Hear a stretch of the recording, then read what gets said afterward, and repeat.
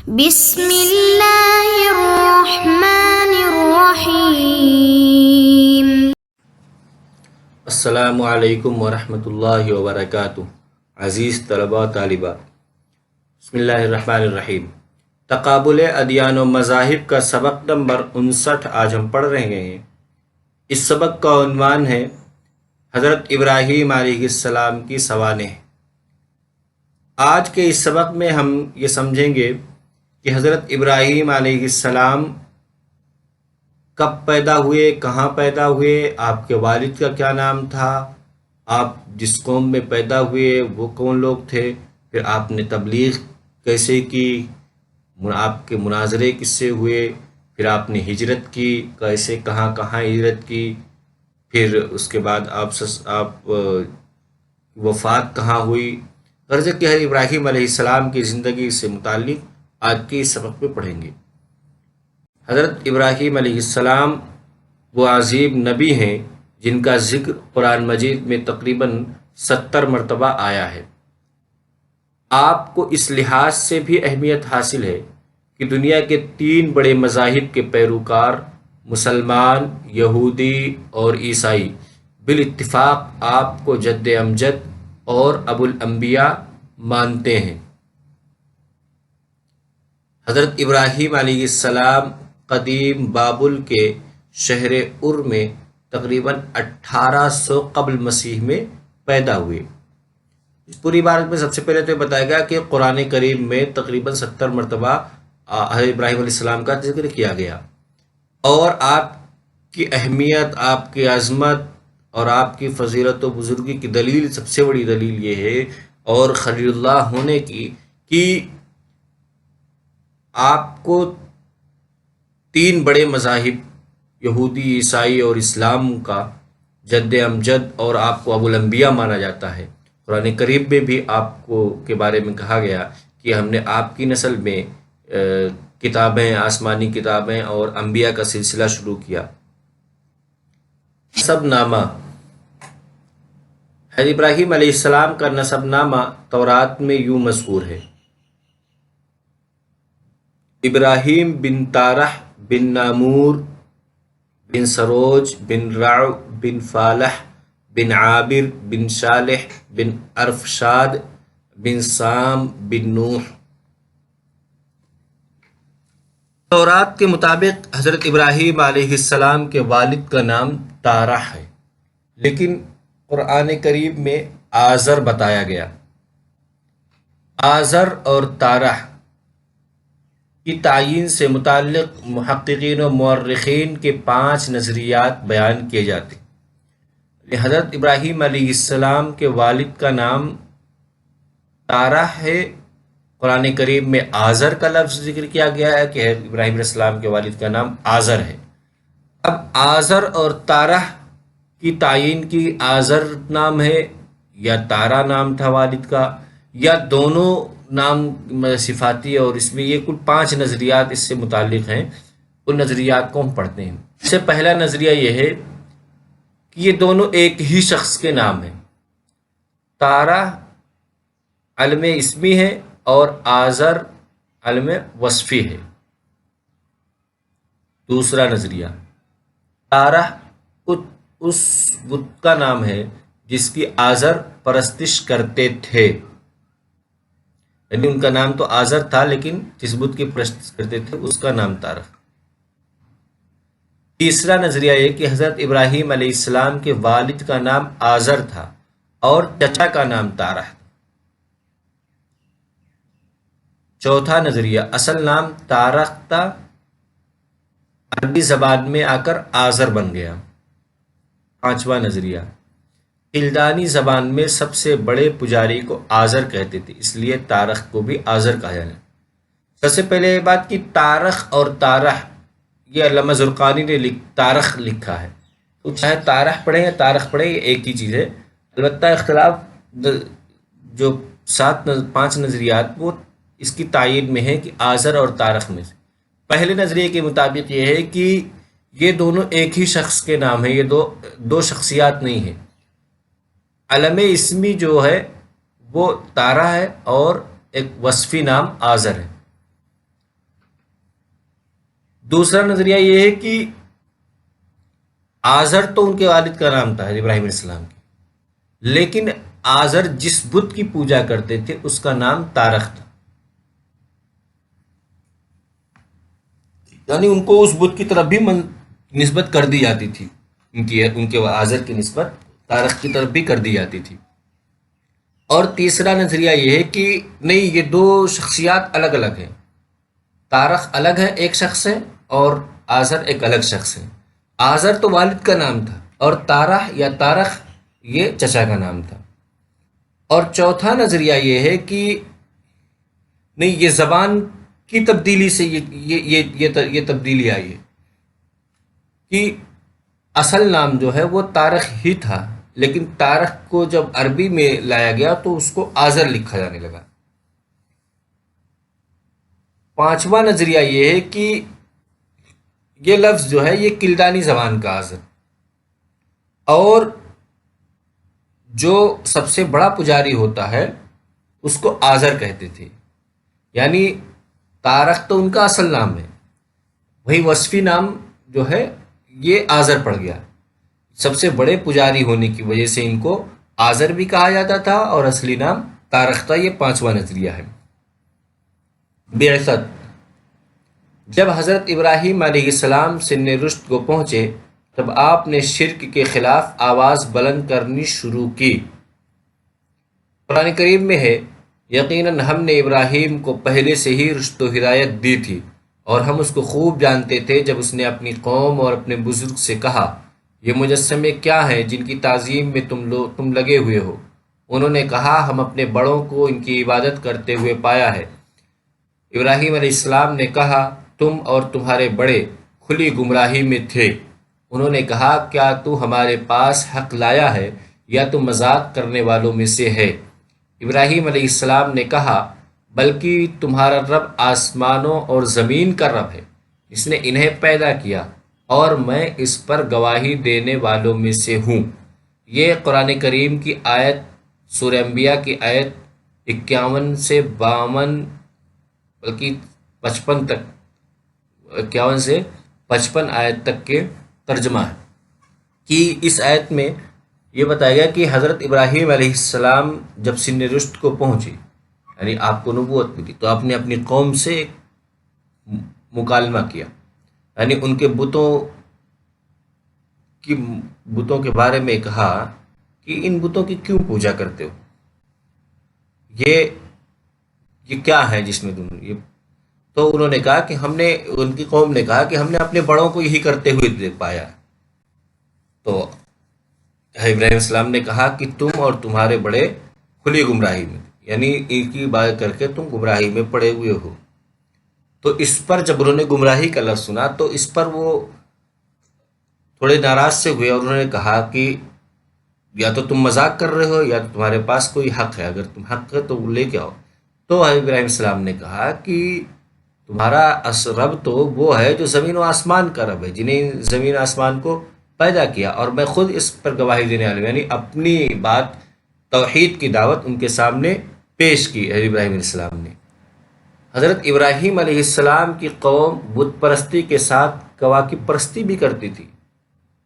ان کا یہ عقیدہ تھا کہ اجرام فلکی ہی رزق، نفع، ضرر، حصالی اور بارش وغیرہ کا باعث ہے۔ ان کے کواکب پرستی کے عقائد کو باطل قرار دیتے ہوئے آپ نے اپنی قوم سے وہ مشہور مکالمہ کیا۔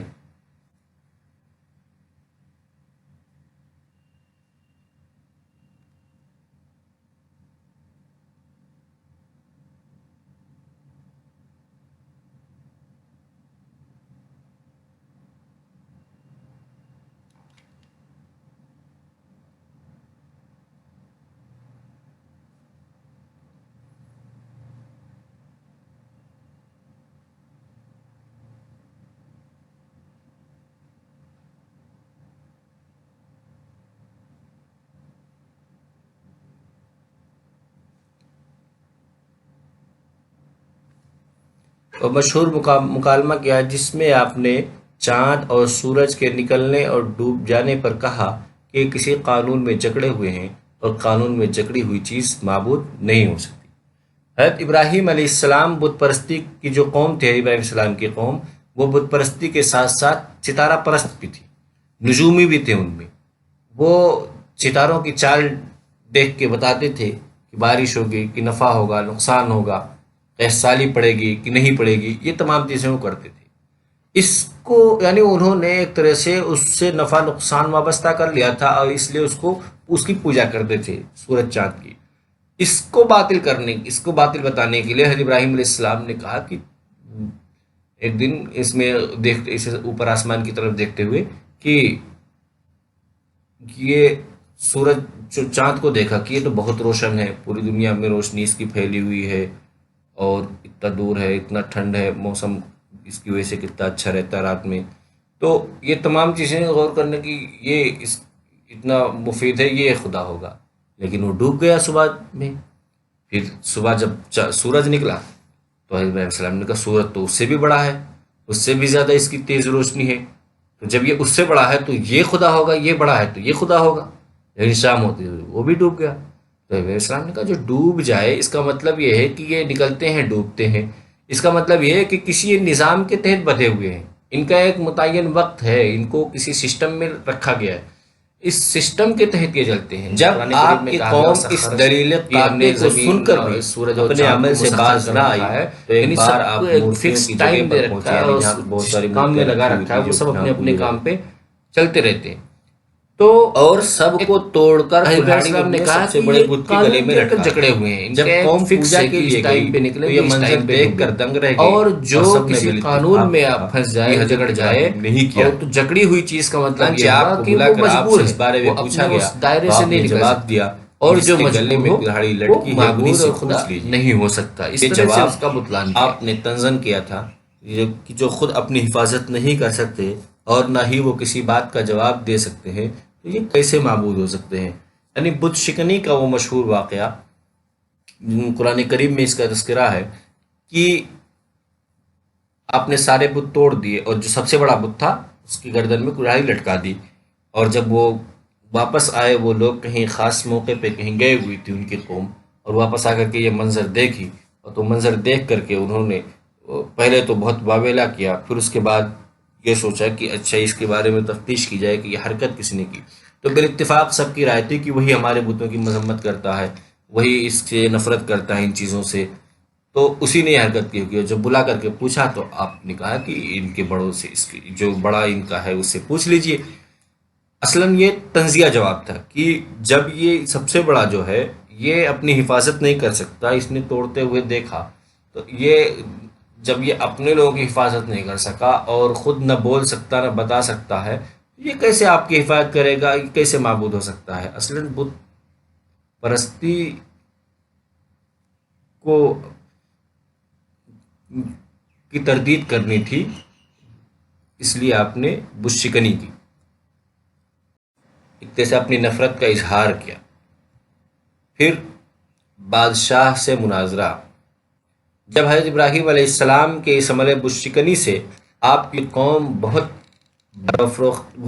برافروختہ ہوئی، پھر آپ کو نمرود بادشاہ کے دربار میں مناظرے کے لیے بلایا گیا۔ یہاں بھی آپ نے مناظرہ کرتے ہوئے نمرود سے مطالبہ کیا کہ اگر وہ بھی خدائی صفات کا حامل ہے تو سورج کو مغرب سے نکال کر مشرق میں ڈبوئے، جس سے وہ اس قدر غصہ ہوا کہ آپ کو آگ میں جلانے کا فیصلہ کر لیا۔ یعنی حضرت ابراہیم علیہ السلام نمرود کے دربار میں بلائے گئے تو اس نے پوچھا کہ تمہارا خدا رب کون ہے؟ تو ابراہیم علیہ السلام نے پہلے جواب دیا کہ وہ ہے جو زندہ کرتا ہے اور موت دیتا ہے۔ تو اس نے دو آدمیوں کو بلایا، ایک کو قتل کر دیا، ایک کو چھوڑ دیا، اور کہا کہ میں بھی یہ کام کرتا ہوں۔ تو حضرت ابراہیم علیہ السلام نے پھر کہا کہ ہمارا خدا تو وہ ہے جو سورج کو مشرق سے نکالتا اور مغرب پہ ڈبو دیتا ہے۔ اگر تم بھی خدائی صفات کا دعویٰ کرتے ہو تو تم اس کا الٹا کر دو کہ سورج مغرب سے نکالو، مشرق میں ڈبو دو۔ تو اس پہ وہ ایک دم قرآن کریم کی آیت ہے فَبُہِتَ الَّذِی کَفَرَ، وہ حیران و پریشان ہو گیا، تو کوئی جواب نہ دے سکا، اور غصے میں اس نے آگ میں جلانے کا فیصلہ کر لیا۔ آگ میں آپ کو ڈالا گیا، اور پھر آگ وہ آپ کے لیے ٹھنڈی ہو گئی، آپ کے لیے اس آگ سے آپ کو کوئی تکلیف نہیں پہنچی، آپ آگ سے صحیح سالم کامیاب نکل آئے۔ اس کے بعد حکم خداوندی کے مطابق آپ بابل کے اس شہر ار سے ہجرت کر گئے۔ اللہ تعالیٰ کے فرمان کے تحت ابراہیم علیہ السلام اپنی بیوی سارہ کو ساتھ لے کر فرات کے غربی کنارے کے قریب ایک بستی میں چلے گئے جو کلدانی کے نام سے مشہور ہے۔ یہاں حضرت لوط علیہ السلام رہتے تھے۔ حضرت ابراہیم علیہ السلام کچھ عرصہ یہاں قیام کرنے کے بعد حران کی جانب چلے گئے اور وہاں توحید کا پیغام پھیلاتے رہے۔ اسی طرح تبلیغ کرتے کرتے آپ فلسطین پہنچ گئے۔ آپ نے فلسطین کے غربی اطراف میں سکون اختیار کی۔ یہاں کچھ عرصہ قیام کر کے نابلس چلے گئے۔ آتے رہے کچھ عرصہ ایک جگہ، کچھ عرصہ ایک جگہ، کچھ عرصہ ایک جگہ۔ نابلس سے آپ مصر پہنچے۔ اس وقت مصر میں قوم علائقہ کا رقیوم نامی بادشاہ حکمراں تھا۔ شاہان عمالقہ عیاشی اور بدکاری میں اس حد تک گر چکے تھے کہ رعایا کی شوہردار حسین بیوی کو ان کے خاوند سے چھین کر اپنے حرم میں داخل کر لیتے تھے۔ بی بی سارہ کو بھی بادشاہ نے اپنے لیے پسند کر لیا، لیکن خدا تعالیٰ نے رات کو خواب میں بتا دیا کہ وہ برگزیدہ نبی کی بیوی ہے، چنانچہ وہ اپنے ناپاک ارادے سے باز رہا۔ حضرت ابراہیم علیہ السلام کی قدر و منزلت اور رضا جوئی کے لیے ایک صاحبزادی حضرت ہاجرہ کو بھی ساتھ کر دیا۔ اولاد سے محروم ہونے کی وجہ سے حضرت سارہ نے کہا کہ آپ حضرت ہاجرہ سے شادی کر لیں۔ آپ نے حضرت ہاجرہ سے شادی کر لی۔ پھر حضرت سارہ سے حضرت اسحاق اور حضرت ہاجرہ سے اسماعیل علیہ السلام پیدا ہوئے۔ یعنی حضرت سارہ اور حضرت سارہ نے جب اجازت دے دی شادی کی تو ابراہیم السلام نے حضرت ہاجرہ سے شادی کی اور ان کو لا کر کے خداوندی کے مطابق مکے میں آباد کر دیا۔ 175 سال کی عمر میں حضرت ابراہیم علیہ السلام کی وفات ہوئی۔ آپ کو حبرون میں مقفیلہ کے غار میں دفن کیا گیا۔ اب اس مقام کو، جہاں آپ کو دفن کیا گیا تھا، اس مقام کو خلیل کہتے ہیں، جو بیت المقدس کے قریب واقع ہے۔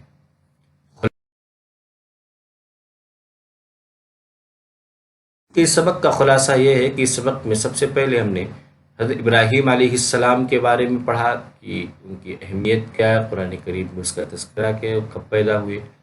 پھر ان کے نسب نامے سے متعلق پڑھا، ان کی نسب میں ان کے والد سے متعلق زیادہ تفصیل سے پڑھا کہ وہ 5 نظریات ان کے نام کی تعین میں۔ پھر بعثت، آپ کی پیغمبری کے دور کو پڑھا۔ پھر بادشاہ سے آپ کا جو مناظرہ ہوا جس میں اس کے بعد آپ کو آگ میں ڈالا گیا، اس کی تفصیل پڑھی۔ پھر وہاں اس کے بعد آپ نے جو ہجرت کی، ہجرت سے متعلق واقعات پڑھے۔ آخر میں آپ کی وفات کب، کتنے سال میں ہوئی، کہاں آپ کو دفن کیا گیا، اس